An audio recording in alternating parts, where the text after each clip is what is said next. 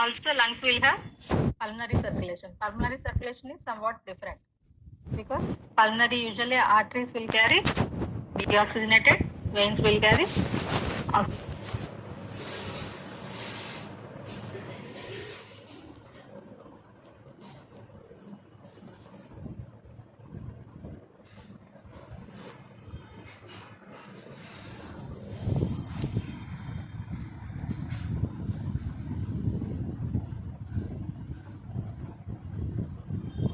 Of this normal physiological shunting mechanism, there will be mixture of oxy and deoxygenated blood. Similarly, in case of coronary circulation, the veins draining the chambers, that is Sebacean veins. What will happen on the left side of each Sebacean veins of particular chamber drains into that chamber only. So normally in left side of the heart, what is receiving? It receives oxygenated blood from the lungs. But due to the presence of these Sebacean veins draining the muscles of the chamber, left atrium and left ventricle, they drain into that chamber only. That means they release the deoxygenated blood. But it is very, very minute. Because of this,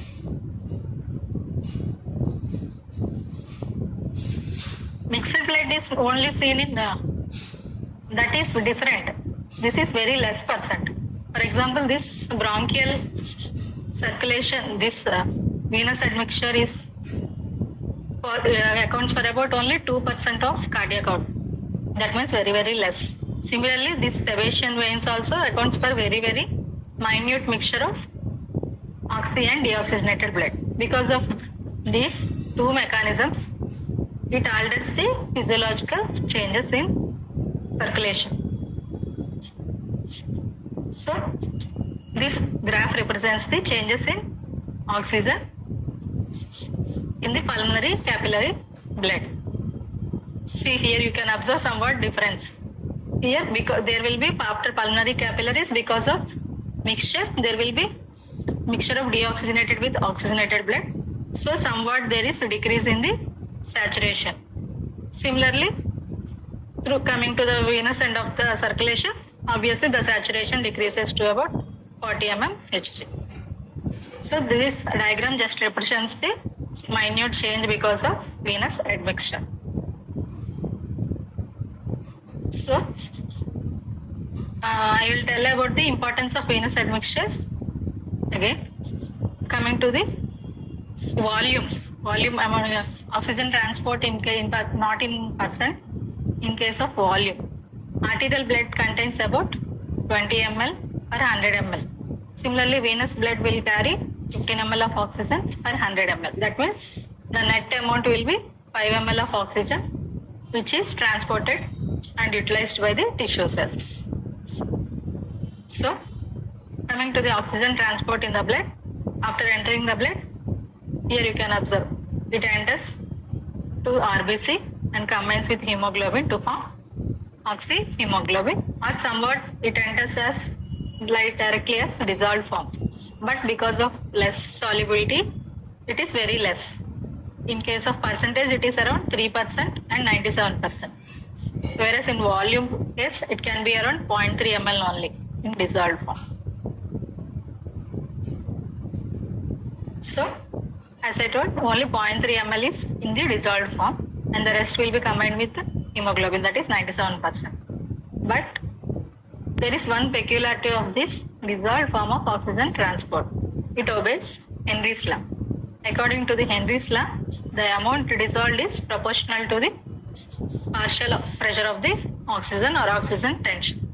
That means if we increase the oxygen tension, there will be more amount of dissolving oxygen. But in case of hemoglobin, oxyhemoglobin formation, there will be very limit, because each person will have different hemoglobin percentage, and beyond that there cannot be possible of forming the oxyhemoglobin. So this is the added advantage of this method, because of no limit to the amount of oxygen to be carried in dissolved form if the partial pressure of oxygen is sufficiently high. This phenomenon is used in therapeutic purpose, because in some situations there will be requirement of oxygen, like some in case of poisonings like carbon monoxide poisoning, like that. What will happen? This carbon monoxide combines with hemoglobin and decreases the ability of hemoglobin to transport the oxygen. So in that case, what is the use of hemoglobin? Even though we provide oxygen, it cannot carry the oxygen. So in that case, we use this mechanism. By increasing the partial pressure of oxygen, we provide the oxygen to the person, such that it will, the limit, as there is no limit, it carries more dissolved oxygen to the tissues. So hyperbaric oxygen therapy will be given now in poisoning cases, like that. So coming to the other form, that is oxygen transport in combination with hemoglobin. It is carried under different headings. Mainly, what is oxygenation? What is oxygen carrying capacity of the hemoglobin? Then, as we discussed in carbon dioxide also, here also oxygen hemoglobin dissociation curve. What are the causes causing shift in this oxygen dissociation curve? Then what is P50? Similarly, differences due to fetal hemoglobin and muscle globin, muscle protein will be there now, that is myoglobin, like that. So coming to the oxygenation of hemoglobin. Most of the oxygen, 97%, combines with hemoglobin to form oxyhemoglobin. This oxyhemoglobin is, because it will be bonding will be loose and reversible, such that there will be formation of oxyhemoglobin at the lung level, and similarly at the tissue level, oxygen is readily liberated from the hemoglobin compound. This process is called as oxygenation, because here iron is present in the form of ferrous. So this process is called oxygenation rather than oxidation. Usually combining with oxygen we term as oxidation, but here it is called as oxygenation because of ferrous state of the hemoglobin. So after combining, the deoxyhemoglobin will be converted into oxyhemoglobin, and this process of conversion is very, very fast reaction. It takes around very less than 0.01 seconds. So as we all know, normal composition of adult hemoglobin is, what is the normal structure of adult hemoglobin contains?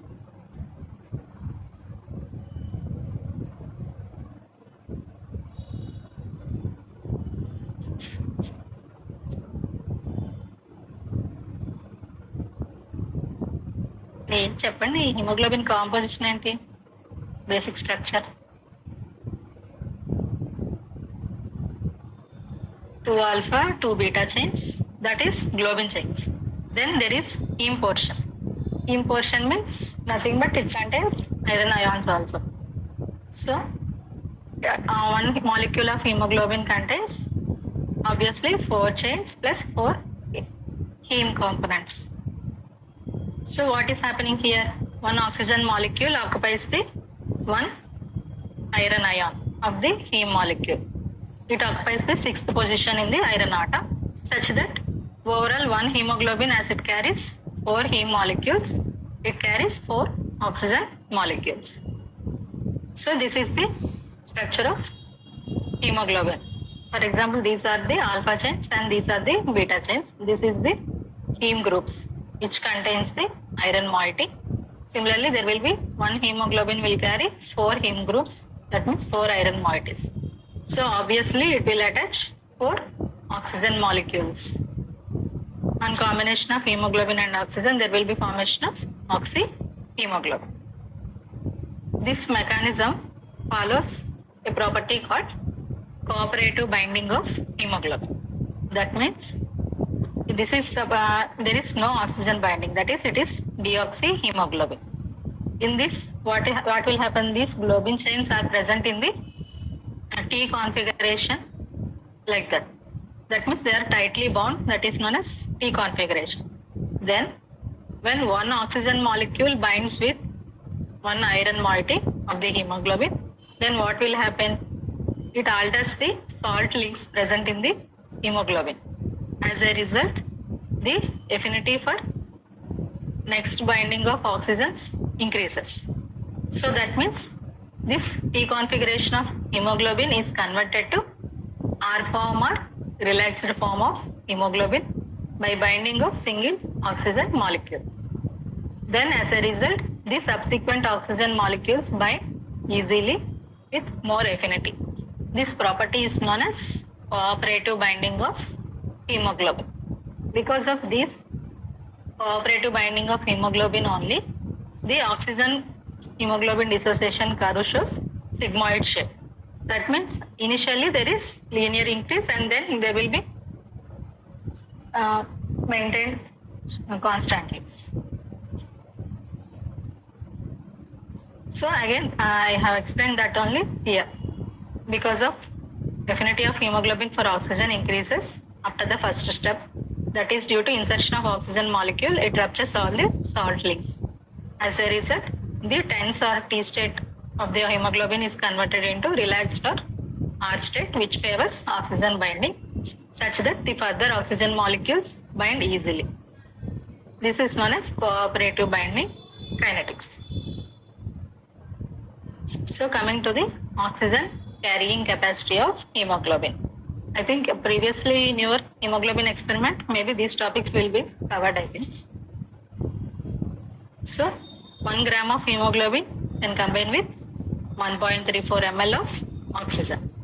This is standard. So obviously, for example, if a person will have 15 grams per deciliter, that is hemoglobin.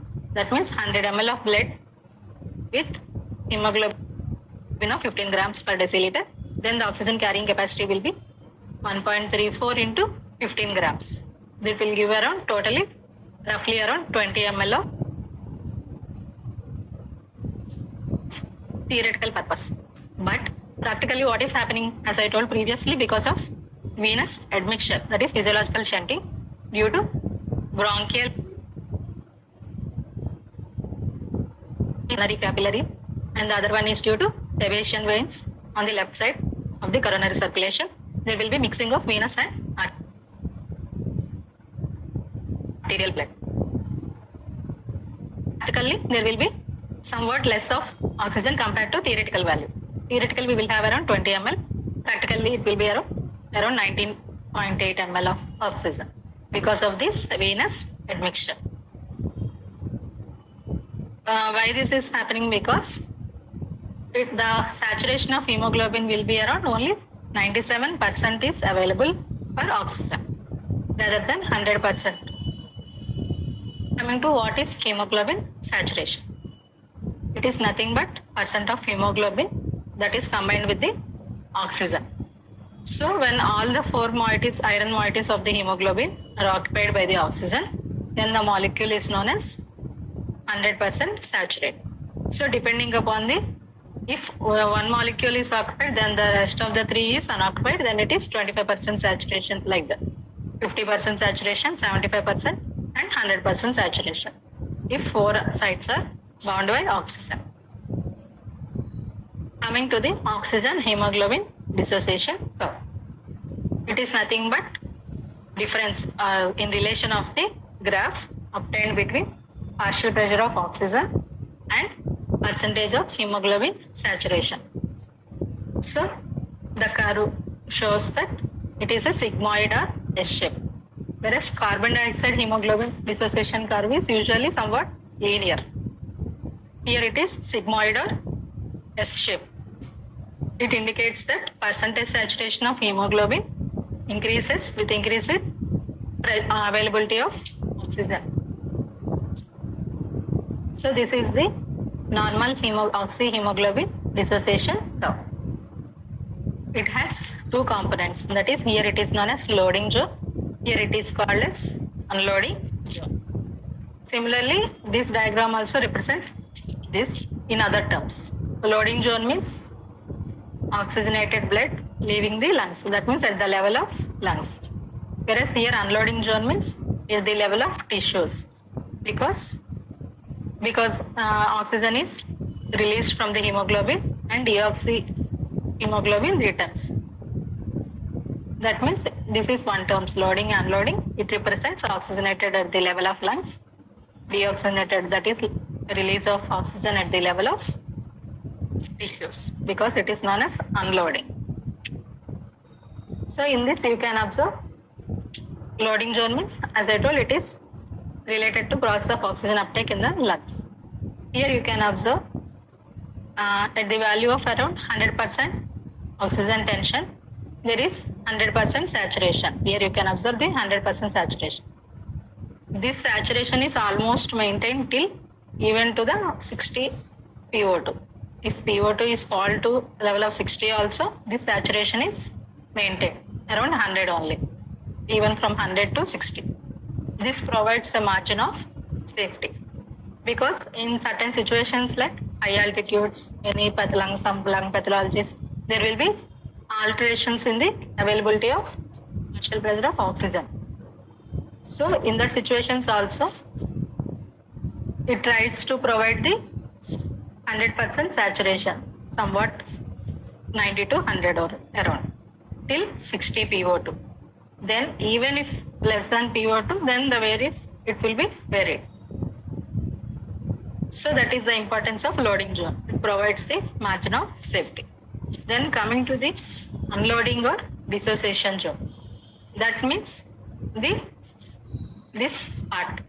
This is the steep or narrow steep part of this curve. It indicates oxygen delivery to the tissues. So here what is happening? Even with relatively minor fall of O2 tension also, large amounts of oxygen is liberated.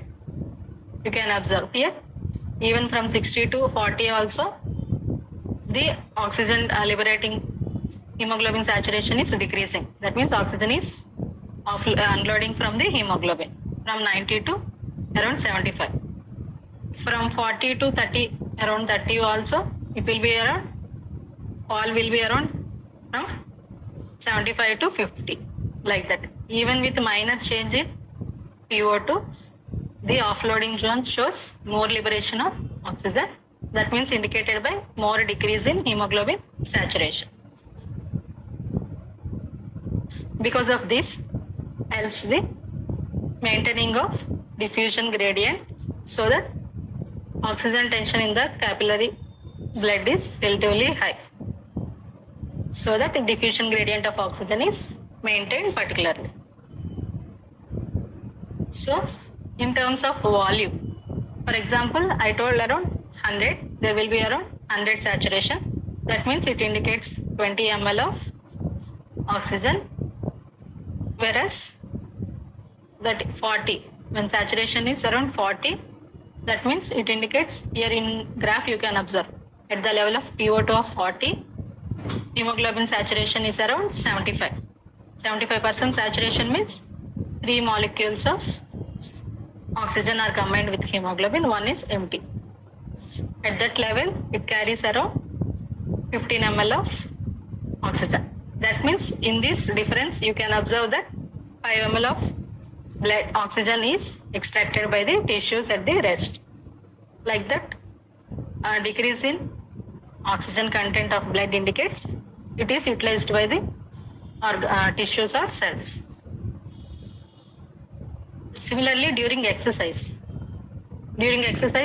what will happen? There will be more demand for oxygen because of increased oxygen consumption.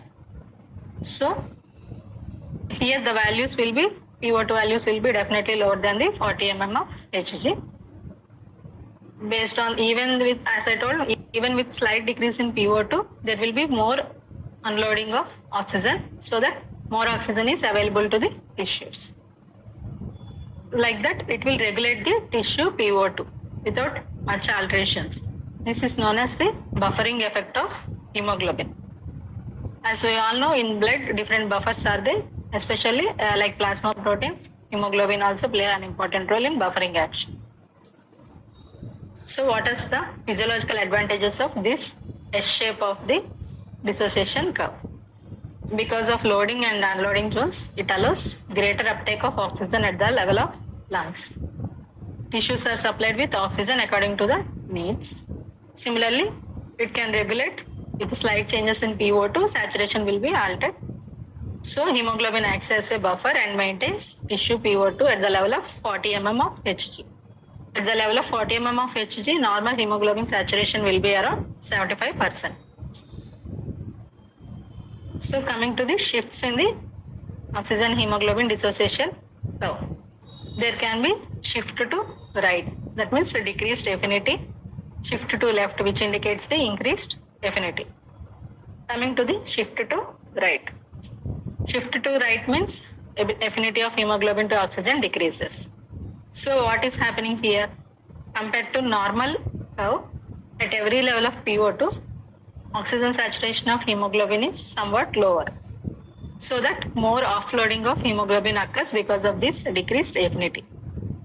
Whereas if it is increased affinity means, that means unloading is very less and loading is more. So normally in tissues, what is happening? Because of more carbon dioxide release, there will be obviously Bohr effect. Bohr effect means because of more carbon dioxide, there will be more release of oxygen. Whereas Haldane effect, can anyone tell about Haldane effect?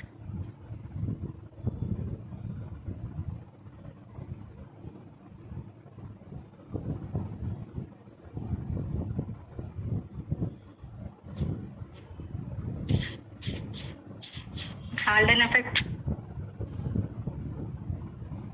It is nothing but a change in carbon dioxide hemoglobin dissociation curve. That means affinity of carbon dioxide to the hemoglobin due to the presence of oxygen. Okay, reverse of Bohr effect, correct. So here, because of carbon dioxide, there will be liberation of oxygen or uptake of oxygen. So normally in tissues, obviously slightly curve is shifted to the right. So here, this dark one is the normal curve. This down one is the shift to right, whereas this upper one is the shift to left. You can observe here pH is decreased, here pH is more. So what are the factors causing right shift? Right shift means, as I told, this is this down one. It is due to increased hydrogen ions, that means decreased pH or increased carbon dioxide, increased temperature, and actually it is some books has given bisphosphoglycerate, some books has given 2,3 diphosphoglycerate. So nothing but it is due to glycolysis. It is present in the RBC. Based on this, the oxygen dissociation curve also alters. So because of oxygen carbon dioxide, it is nothing but Bohr effect only. So 2,3 diphosphoglycerate. How it acts means, it occupies the same sites of oxygen with the hemoglobin. So that what will happen, it acts like a competitive binding to the competitive inhibitor of the oxygen. It prevents the binding of oxygen with the hemoglobin. As a result, because of this complex formation, oxygen cannot bind with the hemoglobin. So, whereas the temperature, increase in temperature favors right shift. That means decreased affinity. Whereas decrease in temperature, left shift. That is increases affinity. In carbon dioxide, usually it is reverse. The right shift, that means increase in temperature favors increased affinity. Similarly, factors affecting the 2,3 diphosphoglycerate concentration in the RBC, which causes increase of chronic hypoxia, like higher altitudes, pulmonary diseases, in case of anemias, exercise, some effect of hormones, like, whereas in decrease is seen in acidosis, and in case of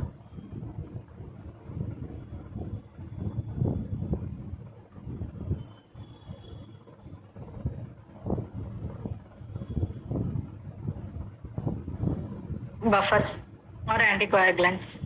Because of this preservation, there will be short glycolysis in the RBC is inhibited, leading to decreased 2,3 DPG.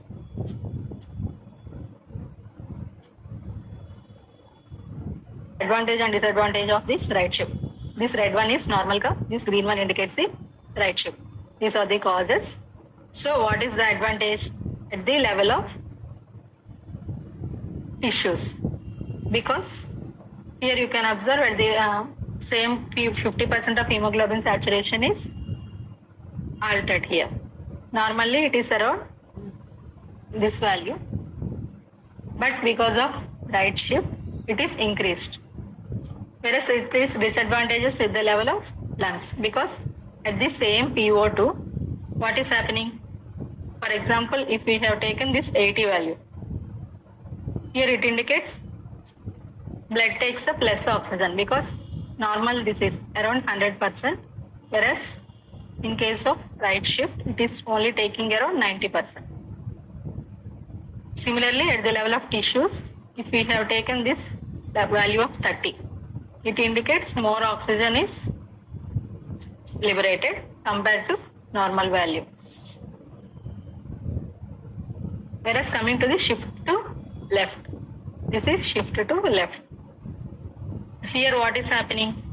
If at every PO2, for example, if we have taken 20, it indicates only 35 saturation for normal curve. Whereas for shift, it indicates more saturation. That means oxygen saturation of hemoglobin is somewhat greater than the normal curve. That means at the lung level, it will be more advantageous. Causes for shift are opposite causes. Decreased PCO2 temperature, H plus concentration. That means increased alkalosis. Decreased 2,3 DPG. Similarly, fetal hemoglobin. Because fetal hemoglobin has hemoglobin F, it will contain gamma chain, so it will have a different affinity compared to that of adult hemoglobin. So it is reverse. It allows greater uptake of oxygen at lungs, because at the lungs you can observe green line is above. That means it allows more oxygen binding. Whereas at the tissue level, it has a less advantage. So opposite of shift to right and shift to left. Then what is P50? It is nothing but partial pressure of oxygen that produces 50% of saturation. That means only half of the oxygen moieties of hemoglobin are combined with oxygen. Normal P50 per arterial blood will be around 25 to 27 ml Hg. So what is the significance? Hemoglobin affinity for oxygen is inversely related to P50 value. That means if P50 value is more, hemoglobin affinity will be less. Increased P50 is equivalent to more affinity less affinity, as it is inversely proportional. That indicates similar to right shift of curve.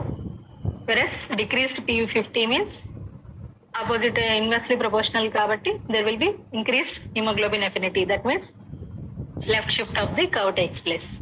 This can be seen in fetal hemoglobin and myoglobin also, because they have low P50 values compared to that of adult hemoglobin.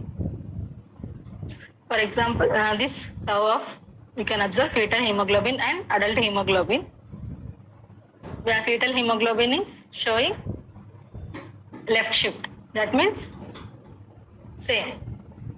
Left shift means what is happening? Decreased P50. P50 normally is around 25 to 27. So here it is very less, around less than 20 only. That means it indicates more affinity for the oxygen. Because this fetal hemoglobin has 2 gamma chains and 2 alpha chains. So this binding of gamma chains with 2,3 DPG is very less compared to that of adult hemoglobin. Because of this, there is a decreased 2,3 DPG. There will be shifted to left. This is added advantage for the fetus because oxygen tension in the fetal will be very less compared to that of adult. As I told in the fetus circulation, there will be in comparison with the same like this only, but in terms of maternal and fetal means fetal shows left shift, maternal shows comparatively right shift. This is due to double Bohr effect. Double Bohr effect means nothing but due to the Bohr effect on the fetal side. Similarly, opposite occurs in the maternal side. That is double Bohr effect.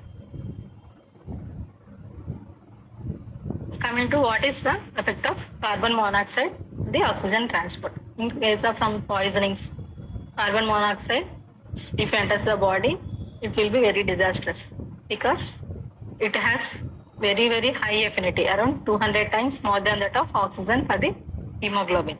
So it interferes with the oxygen transport. This carbon monoxide on combining with hemoglobin at the same site forms the carboxyhemoglobin. Actually, if we heard the term carboxyhemoglobin means immediately many people will think it is formation of carbon dioxide plus hemoglobin. But no, it is carbon monoxide plus hemoglobin. If it is combining with carbon dioxide means it is usually carbamino like something. So here it is carboxyhemoglobin.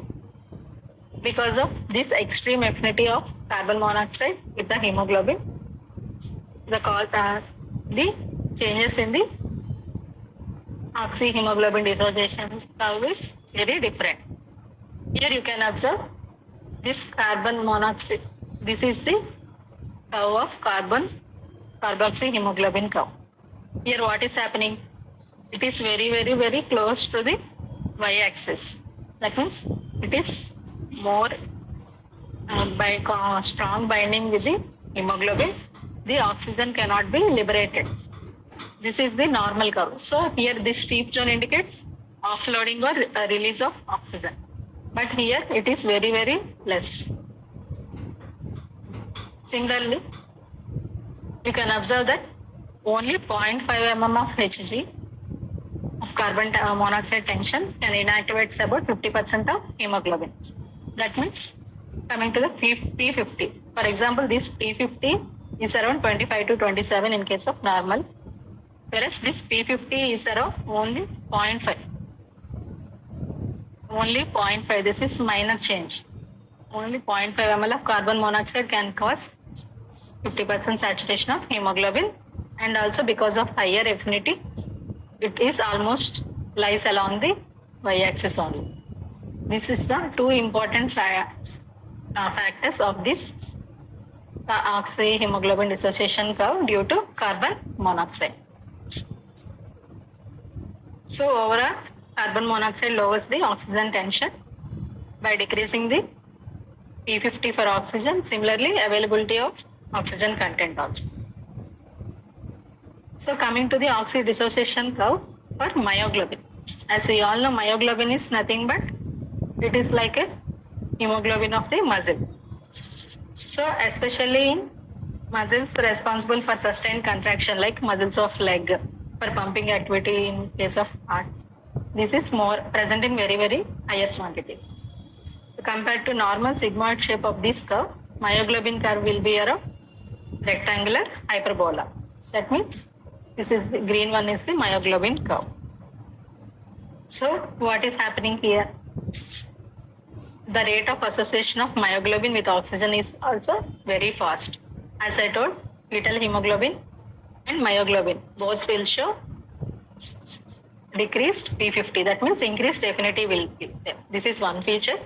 And similarly, it does not show Bohr effect. So irrespective of the carbon dioxide concentration, the affinity can occur. So what is happening? So at the level of, for example, at the level of 40, 75% saturation for normal level.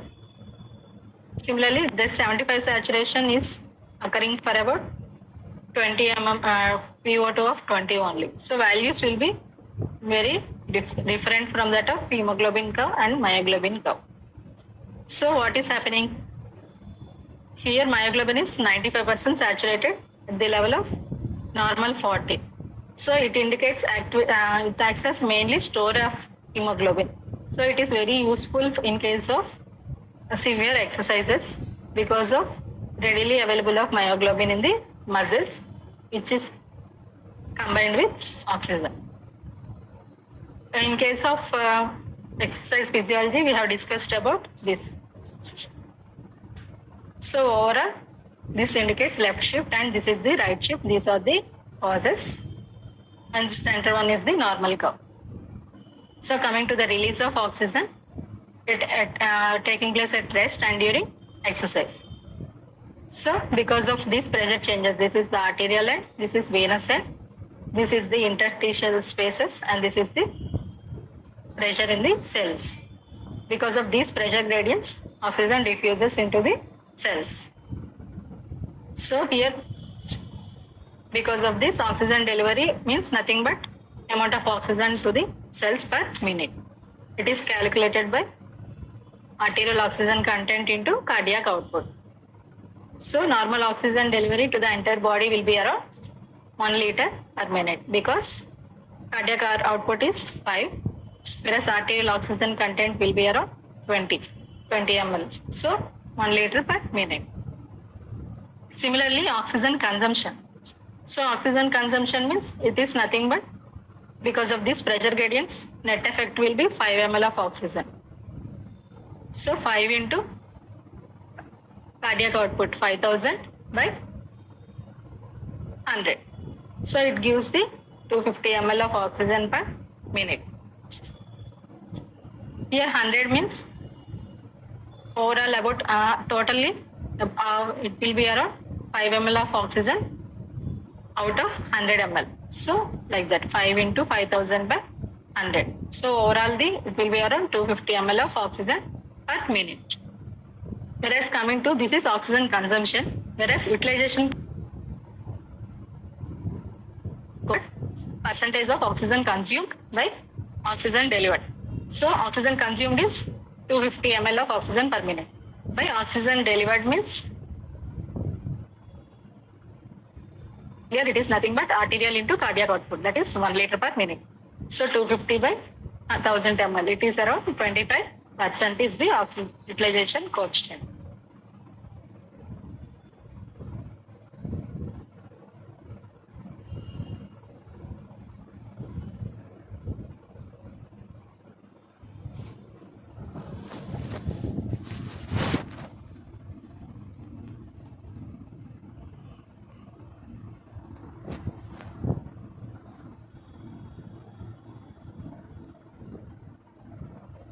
So the curve will be shifting to right.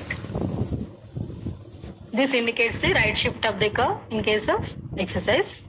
What are the different factors? Because of exercise, there will be liberation of heat, increased H plus concentration, CO2 liberation, like. So what are the vehicles for transport of oxygen? The different vehicles are plasma, hemoglobin solution, or whole blood. Overall, the net difference between arterial and venous blood gives the liberation of oxygen. So it indicates whole blood carries more amount of oxygen. That means 5 ml. So because of these alterations, we can observe that whole blood is the ideal transport for oxygen.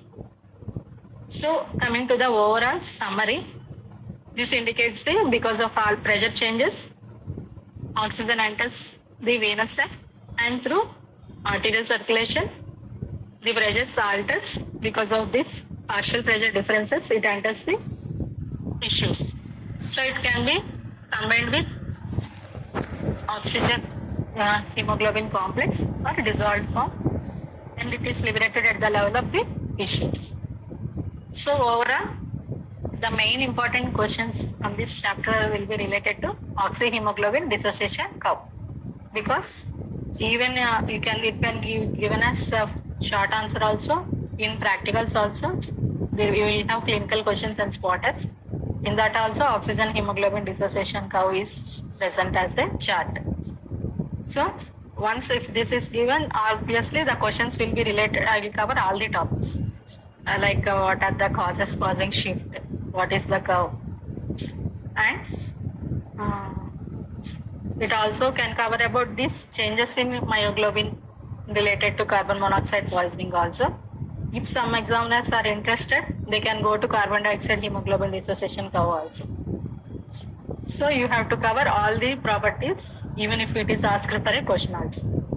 If in case transport of oxygen is given for essay, you have to cover both dissolved form, hemoglobin form, all like that. Okay. So, can I end the session?